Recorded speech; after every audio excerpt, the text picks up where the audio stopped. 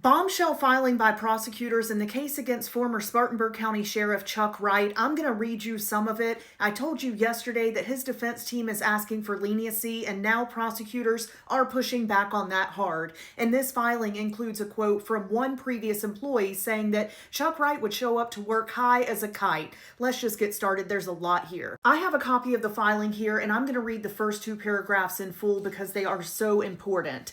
A quote, "Democracy is effective only if the people have faith in those who govern, and that faith is bound to be shattered when high officials and their appointees engage in activities which arouse suspicions of malfeasance and corruption," end quote. That comes from United States versus Mississippi Valley Generating Company. And then it continues, Chuck Wright broke the public's trust through years-long fraud and corruption schemes. Wright was one of the most prominent law enforcement officials in the state. He was the 5-time elected sheriff of Spartanburg County, and through that office, the public entrusted him with significant authority. But he used the power of his office to engage in an embezzlement scheme through which he stole money set aside for deputies in need, in a no-show job scheme through which he enriched his cousin, and through a scheme through which he obtained drugs under false pretenses. Wright's schemes represent a grave breach of the public's trust. A guideline sentence is necessary to restore that trust. For the rest of this video, I am just going to lay out some of the allegations in this filing, but I implore you to read it in full, and I will provide it to anyone who would like to do so. It is 14 pages, and it is worth the read. Prosecutors say this is not just a case about pills. They say that Wright used his position, his authority, and the trust that people had in him to get medication and money. We'll start with the medication. According to this filing, he asked employees for prescription pain medication, targeted people after surgeries, and offered to take and dispose of unneeded pills from people that were connected to deputies who had lost their life and people recovering from illnesses. In one example, prosecutors say that Wright went to a couple's home, prayed with them, and then left with pills that he said would be destroyed through the sheriff's office, but prosecutors say he kept those pills for himself. They also say that employees were seeing the impact at work. One employee, according to prosecutors, said that Wright would show up, quote, high as a kite, slurring his words and unable to carry out conversations. By the end of his time as sheriff, prosecutors say he was buying pills from a street dealer as often as twice a week and was spending $600 a week. And then there's the money aspect of this case. The benevolence fund was set up to help deputies and their families during times of bereavement, financial hardship, and line-of-duty trauma. Prosecutors say that more than $89,000 was taken from the fund between 2018 and Wright's resignation in 2025.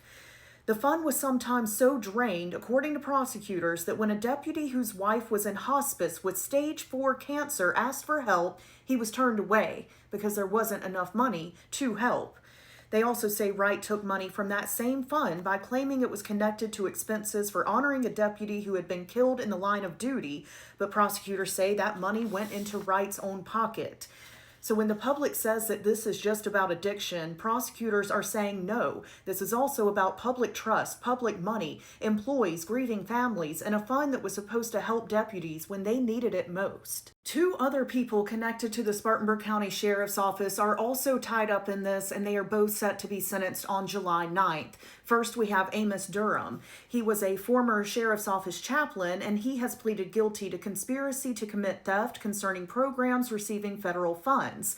Prosecutors say that he helped Wright take more than $28,000 from the Sheriff's Office Chaplain's Benevolence Fund. Then we have Lawson Watson, aka LB Watson. He is actually the cousin of Chuck Wright and a former code enforcement officer. He has pleaded guilty to conspiracy to commit wire fraud, and prosecutors say that Watson was paid more than $200,000 over 4 years for work that he did not do.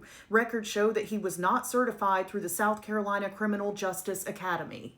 Chuck Wright is set to be sentenced on July 7th, and prosecutors are looking for 33 to 41 months in prison. Wright is asking for leniency, and I made a video yesterday about his defense's filing. You can go back and watch that. And again, I want to say I am only scratching the surface of this filing by prosecutors, and you need to go read it. And for anyone who is still defending Chuck Wright and saying that anyone who wants to see him in jail is a hater, I want you to imagine that you or a family member that you love was accused of and pleaded guilty to the things that we just talked about. Would you be shown leniency? Would your family member be shown leniency? Or would the book be thrown at them? I believe that Wright is right, and Chuck Wright should not be given any special treatment because he's a former sheriff. If anything, he should be held to a higher standard. Let me know your thoughts, and I'll keep you updated. And again, for a third time, read this filing in full.